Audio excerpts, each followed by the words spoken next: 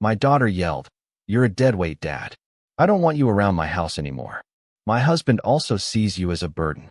I only smiled and said, "You will regret this soon." Then I revealed the true owner of the house and the company her husband worked in. What happened next was rather unbelievable. I will tell you everything. First, let me quickly thank you for your continuous support. This means a lot to us. If you enjoy the stories we share, kindly subscribe to this channel. It will be great if you can leave a comment on which city you are watching from. We might just give you a shout out in our next story. Today's special shout out goes to Joe Ferdinand from New York. We are glad you enjoy our stories. Now let's go deeper into the story. I had always been the kind of man who believed the strongest pillars were the ones no one noticed. In my younger years, I built my company from nothing. Scraped it together from sleepless nights, hard bargains, and a stubbornness that refused to bend when everyone else thought I should. Over time, it became a quiet empire, with multiple rental properties and a business that ran so smoothly most people assumed it could run itself. I never bragged about it, never paraded my ownership. In fact, I took a certain pleasure in letting others underestimate me. My wife handled the household social life. My children were free to chase their own careers, or in some cases, their own comfort. I was content being the quiet force behind it all, signing papers no one else saw, making decisions that shaped their lives without them ever realizing my hand was there. My daughter, Melissa, was my eldest. As a child, she had been bright and affectionate, the kind of little girl who would wait by the door for me to come home from work, just so she could be the first to tell me about her day. I used to think we shared an unshakable bond, but somewhere between her teenage years and her marriage, that closeness evaporated. She became guarded with me, preferring to confide in her mother instead. Over the years, her tone toward me grew sharper, her patience thinner. Still, I brushed it off, telling myself it was just adulthood shaping her into her own person. I thought if I gave her space, she'd find her way back. But as I sat in my living room one evening, reviewing property tax forms for the house she lived in, a house I owned but never mentioned, I began to suspect that the space I gave her had turned into a canyon I couldn't cross. Melissa and her husband, Brian, had been married for 5 years. They lived in one of my best properties, a 3-bedroom in an upscale neighborhood, with a backyard big enough for the children they said they wanted someday. I had let them stay there without rent, figuring it would help them save for the future. Brian worked at my company, though he never knew I was the owner. He thought he'd landed the job through his own merit and his connection to one of my senior managers, who was in on my decision to keep my identity from him. My reasons were simple. I didn't want him to see me as a shortcut or a source of endless favors. I wanted to see how he treated me when he thought I was just Melissa's dad. A man who dropped by once in a while to say hello and maybe fix a leaky faucet. My visits to their house were never long, but I made them often enough to check in. Melissa tolerated them in the way someone tolerates a relative they'd rather not deal with, but can't openly avoid. She'd smile at first, offer coffee, make small talk, but there was always an undercurrent of impatience in her eyes. Brian, on the other hand, was polite but distant, like he was going through the motions of respect without ever truly feeling it. I noticed small things, a hesitation to shake my hand, a subtle sigh when I offered advice, the way conversations seemed to wrap up quickly when I was involved. I never confronted them about it. I told myself that as long as they were comfortable, as long as they were safe, that was enough. But it wasn't. Deep down, I wanted to be respected, even if I didn't need to be adored. It was on a Tuesday afternoon that the shift happened. I had stopped by their house unannounced, carrying a box of tools. Melissa had mentioned in passing that the front door lock was sticking, and I thought I'd save them the trouble of calling a locksmith. When she opened the door and saw me standing there, her expression wasn't surprise, it was irritation. "Dad, what are you doing here?" she asked, her tone clipped. "I came to fix that lock you were talking about," I said, holding up the tools as if they were proof of my harmless intentions. She sighed, stepped aside, and let me in, but her eyes flicked toward the kitchen, where Brian sat scrolling on his phone. He glanced up, nodded slightly in acknowledgement, then went back to whatever he was doing. I set to work quietly, focusing on the lock while trying to ignore the tension radiating from the kitchen. As I worked, Melissa walked into the hallway, crossing her arms. You know, you don't have to keep coming over here like this, she said. I looked up from the lock. I'm just trying to help, I replied. She shifted her weight, her expression tightening. Help? Dad? You're kind of a deadweight around here. I don't want you around my house anymore. Brian also sees you as a burden. Her words hung in the air like a slap I didn't see coming. My hands froze on the screwdriver, my mind scrambling to process what I'd just heard. For a moment, I thought I'd misheard her, but her expression told me I hadn't. I stared at her, my chest heavy, but I didn't let my face betray what I felt. Instead, I gave her a small, controlled smile. You will regret this soon, I said, my voice calm, almost too calm. She blinked, maybe expecting me to argue or plead, but I didn't. I finished tightening the lock, packed up my tools, and walked to the door. Have a good day, I said simply, and stepped outside. As I walked back to my car, I could feel the heat rising in my chest, not just from anger, but from a deep, aching sense of betrayal. This wasn't just disrespect, it was a dismissal of everything I had quietly done for her. I sat in the car for a long moment, gripping the steering wheel, staring at the house she thought was hers. The house I paid for. The house she wouldn't be living in much longer. When I left Melissa's house that afternoon, the words she had thrown at me were still ricocheting inside my skull, each repetition sharper than the last. Deadweight. A burden. I had been called many things in my life. Stubborn, relentless, even cold, but never useless. In all my years building a business from the ground up, providing for a family, sacrificing weekends, vacations, and my own health at times, the one thing I had never been was a dead weight. Yet, somehow, my own daughter had decided that's what I was to her. I drove aimlessly for a while, trying to let the sting fade before I went home to my wife. I didn't want her to see the look on my face, because I knew she would ask, and I wasn't ready to admit how deep the cut had gone. That evening, I sat at the kitchen table with a cup of coffee that had long gone cold. My wife, Linda, was on the couch watching television, blissfully unaware of the storm brewing inside me. I considered telling her what Melissa had said, but decided against it.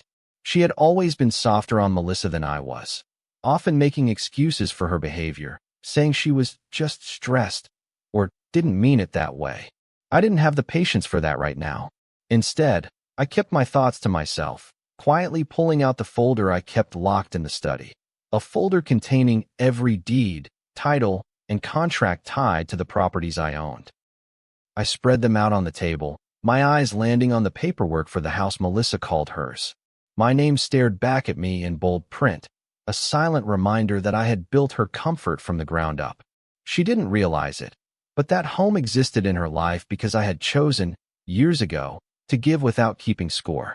Over the next few days, I replayed our encounter over and over, each time noticing new details I'd missed in the heat of the moment.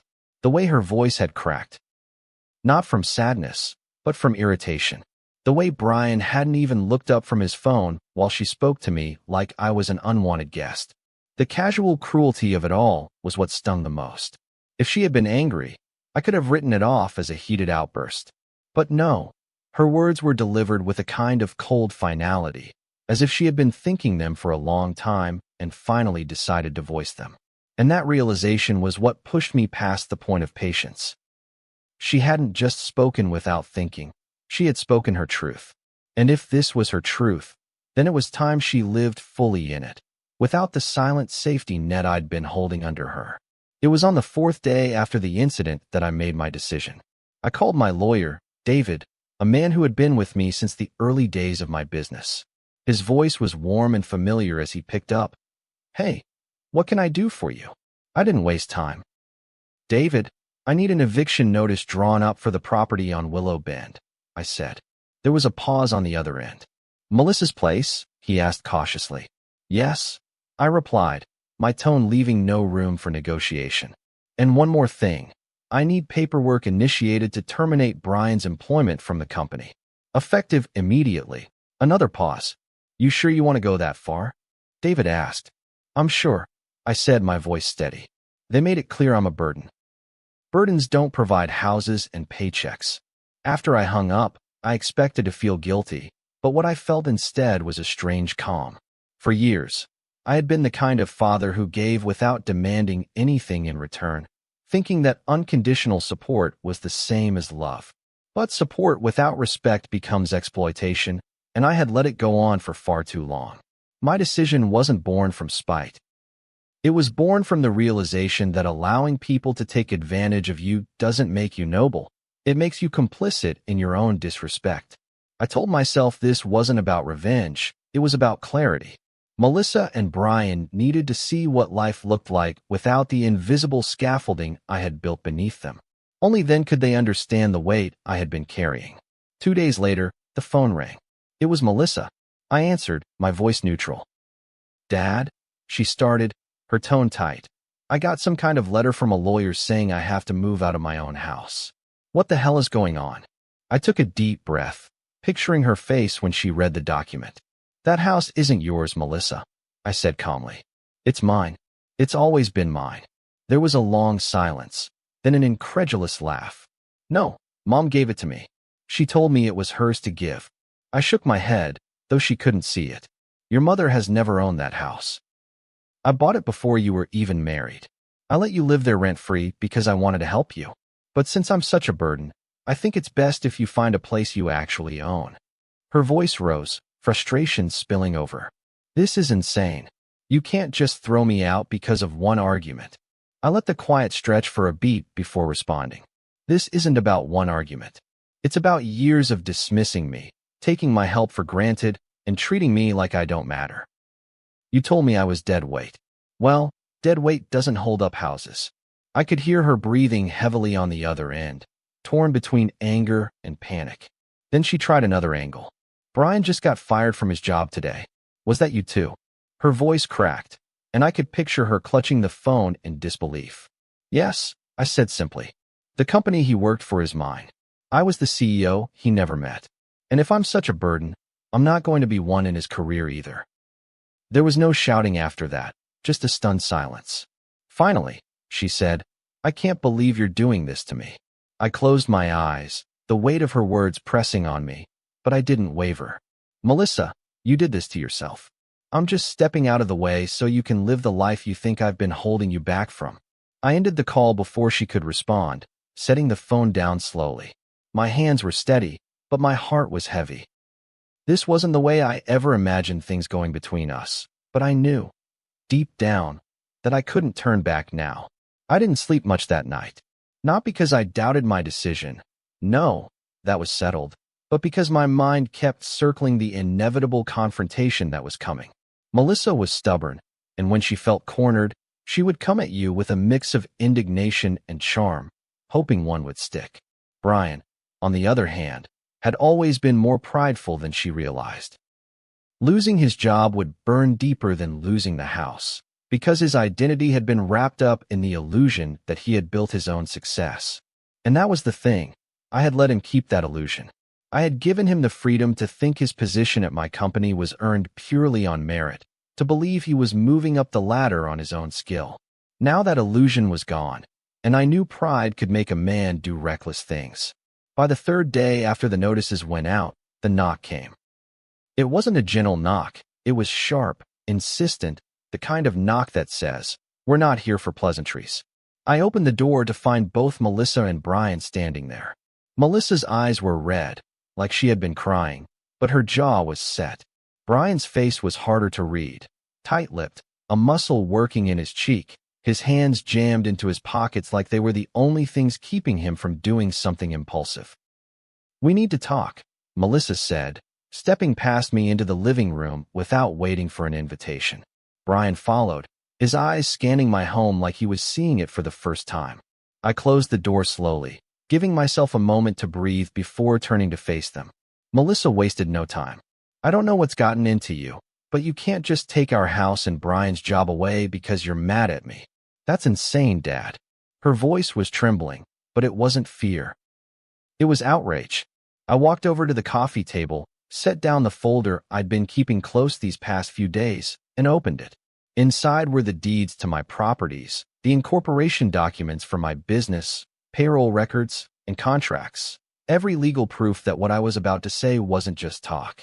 Melissa, I began, my voice steady. That house you've been living in for 5 years? It's mine. Always has been. I bought it before you and Brian were married. I let you live there without rent because I wanted to give you a leg up. That's it. It's not yours, and it never was. Brian shifted in his seat, his eyes flicking down to the documents. And the job? He asked, his tone edged with something between disbelief and humiliation. I met his gaze directly. The company you worked for? That's mine too. I founded it. I've been the CEO this entire time. You've been working for me without realizing it because I wanted to see how you'd carry yourself without knowing you had an advantage. Now I know. His face reddened, and I could see the impact of those words hitting him harder than Melissa's eviction. For a man who had probably told people he was making his own way, the truth had just pulled the rug out from under him. Melissa looked from me to the papers on the table, her expression caught between confusion and anger. Why didn't you just tell us? Why keep it a secret if you were going to throw it in our faces later? I leaned back in my chair, folding my hands. Because I never wanted you to think what you had was a gift you had to be grateful for every day. I wanted you to live your life without that weight. But there's a difference between living freely and taking advantage of someone. And when you called me dead weight, when you told me I wasn't welcome in a house I own, you made it clear you don't value me or what I've done for you. Brian finally spoke, his voice low but sharp. So this is punishment then? You're just cutting us off to teach us a lesson. I shook my head. This isn't about teaching you a lesson. Lessons are for people you still plan to take care of. This is about boundaries. You don't want me in your life? Fine.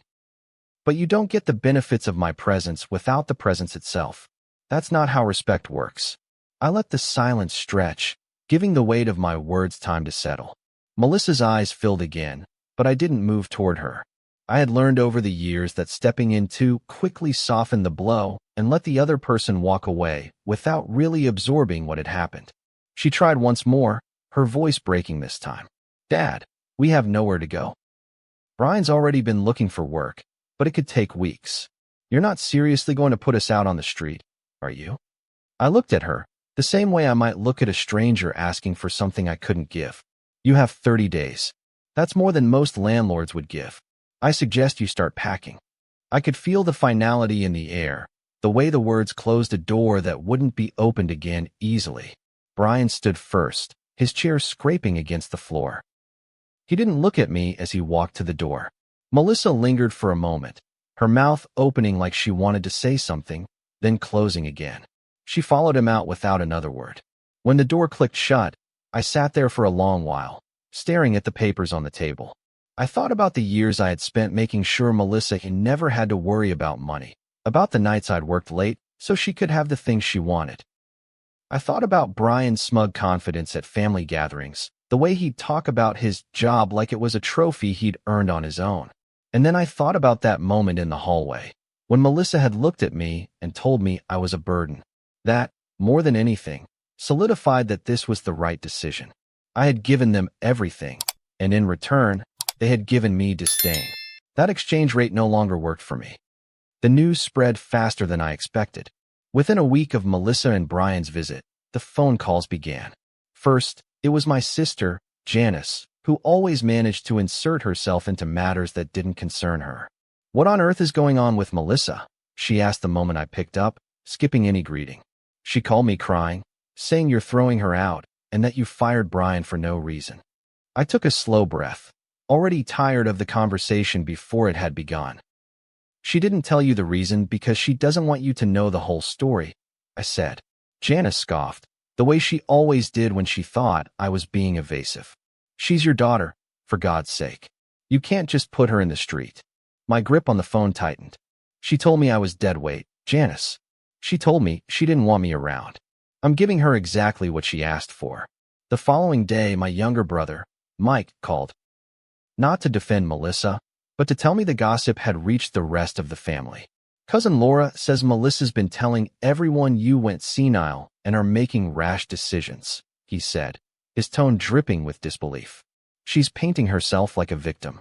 I could almost see the smirk on Melissa's face as she spun her story, knowing full well that most people wouldn't dare to ask me directly for my side. Let them believe what they want, I said flatly. I'm not here to win a popularity contest with my relatives. Mike chuckled dryly. Still, you know this is going to blow up at the next family gathering, right?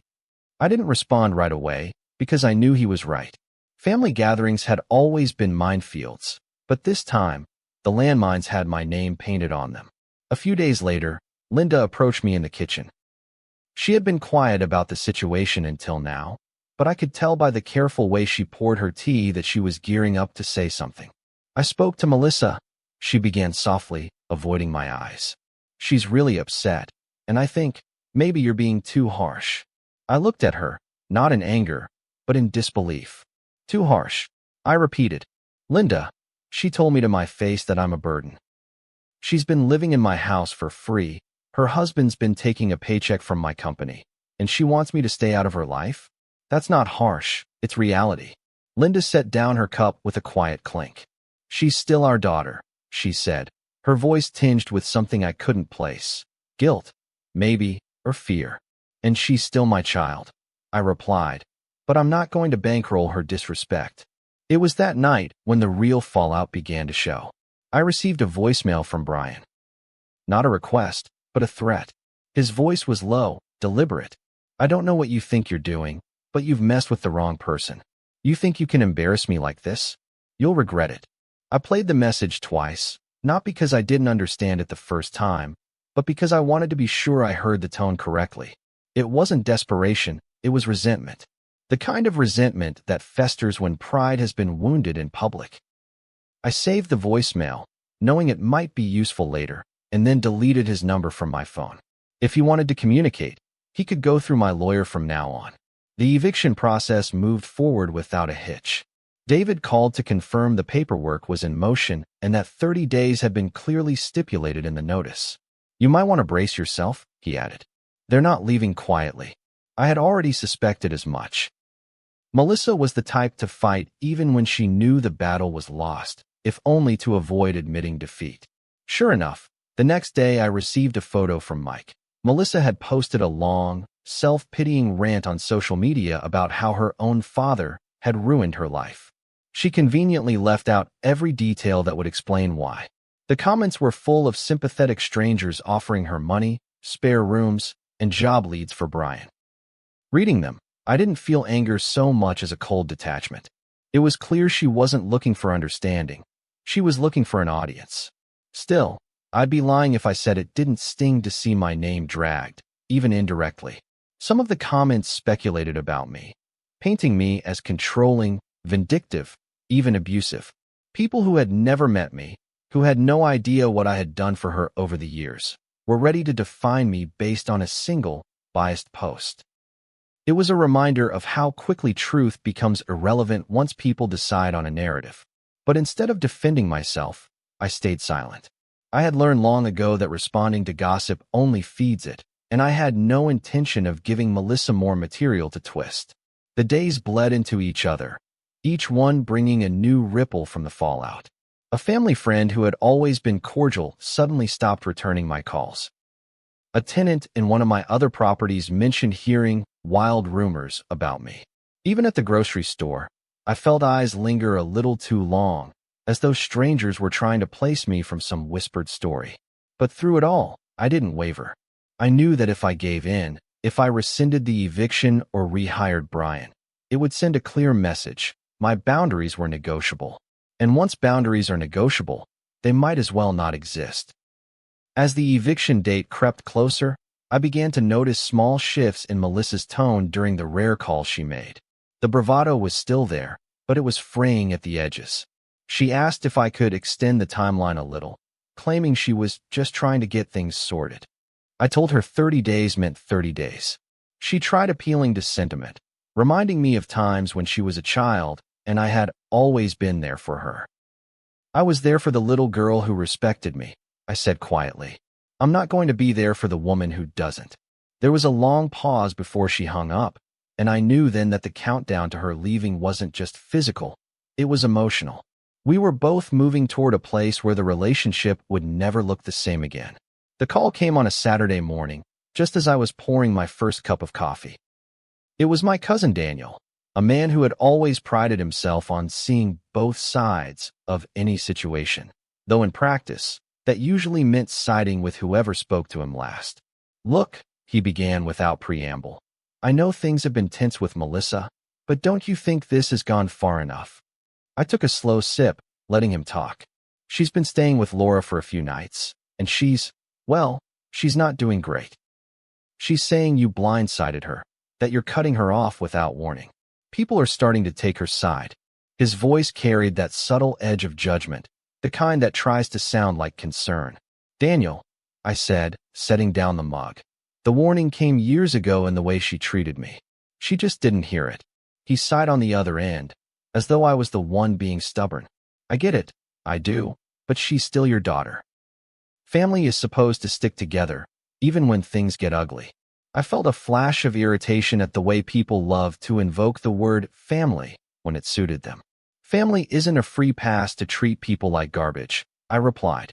If she'd been a stranger living in my house rent-free and told me I was a burden, you'd tell me to toss her out without a second thought. So why is it different just because she's my blood? There was a pause, and for once, Daniel didn't have a quick answer.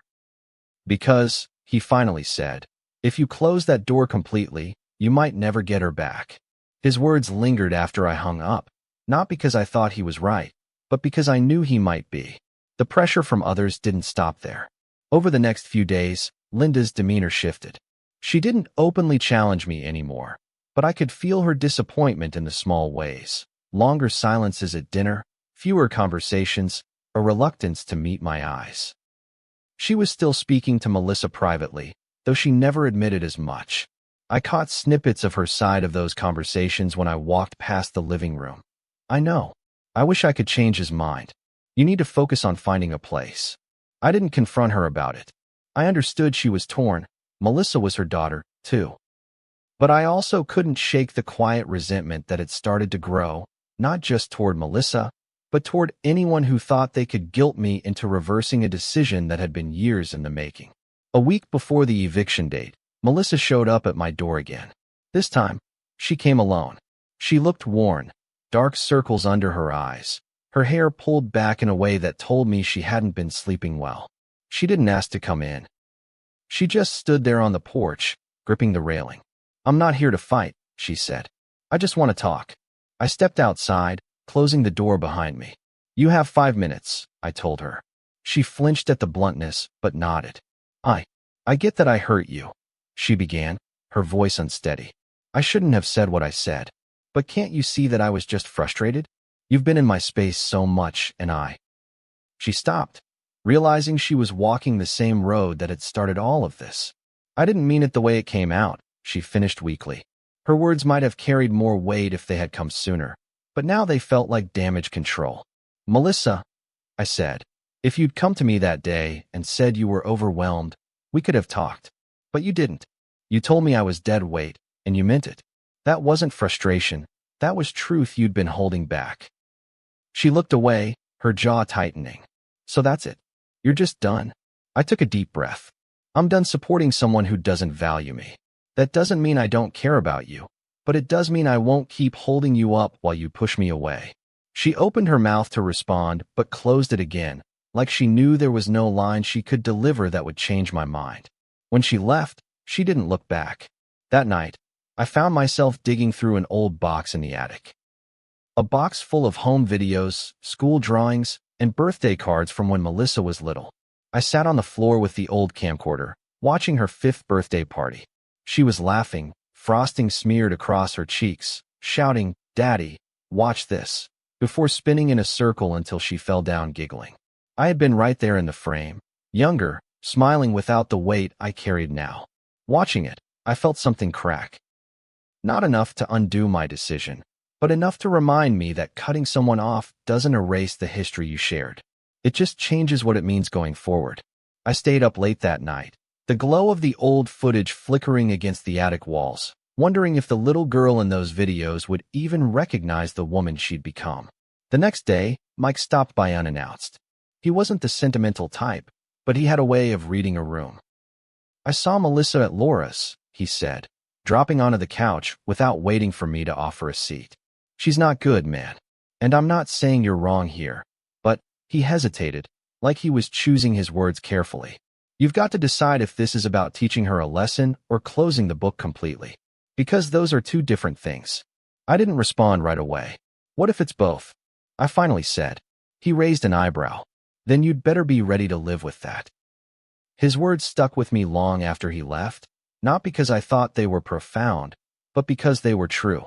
Every choice I'd made since that day in her hallway had been deliberate, and I wasn't going to walk any of it back. But that didn't mean I was immune to the weight of it. As the final days counted down, the calls from Melissa stopped. The silence was almost worse than the arguments. I imagined her packing, sorting through the life she had built in that house, deciding what to keep and what to leave behind. I imagined Brian's resentment growing, his pride smarting from the blow to his career. I imagined the conversations they were having about me, probably painting me as a villain, maybe even convincing themselves that was true.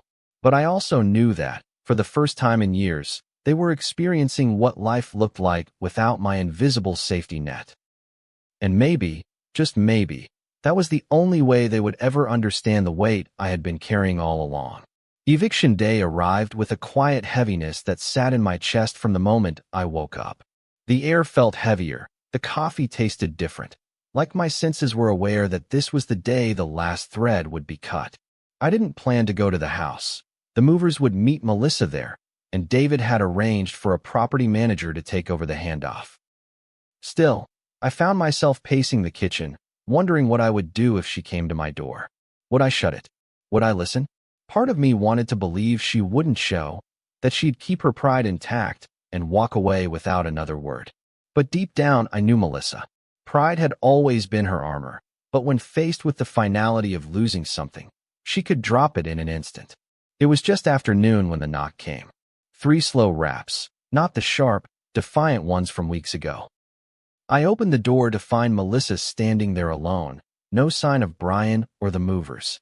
She looked small, like the weight of the last month had finally pressed her down into something fragile. Her eyes were red, her clothes mismatched, as if she'd just thrown them on without thinking. "Dad," she said quietly, "I know you probably don't want to hear anything I have to say, but I need to say it." I didn't invite her in. Instead, I stepped out onto the porch, closing the door behind me. The August heat wrapped around us, but the silence between us was heavier than the air. "Go ahead," I said simply. She took a shaky breath. "I was wrong. I was cruel. I said things I can't take back, and I don't know why I let it get that far. Brian, he's been blaming you for everything, and I let him. I let him push me into thinking you were in the way instead of realizing you were holding us up."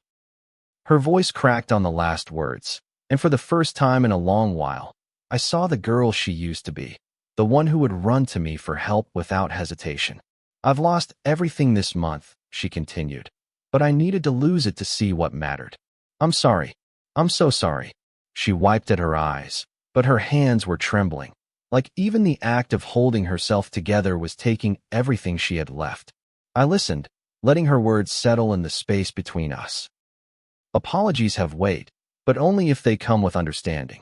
I searched her face for signs that she truly grasped why we had ended up here, not just that she regretted the outcome. "Melissa," I began, my voice calm but firm, "I believe you're sorry. But sorry doesn't erase the truth you spoke that day. You didn't just hurt me. You made it clear you didn't see me as someone worth respecting. I can forgive you for that, but I can't go back to pretending nothing happened. I'm not going to restore the house or the job. Those things are gone."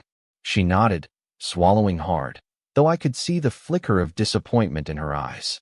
She'd hoped, even now, that an apology would reset everything. We stood there for a moment, the sounds of a distant lawnmower and a passing car filling the silence. Finally, she said, "So this is it then? We just go our separate ways?" I shook my head slowly. "We don't have to be strangers, but we can't go back to what we were. Boundaries aren't punishments, Melissa. They're what make relationships healthy. You told me I was dead weight. I'm not going to carry people who see me that way anymore." She looked down at her feet, her hands twisting together.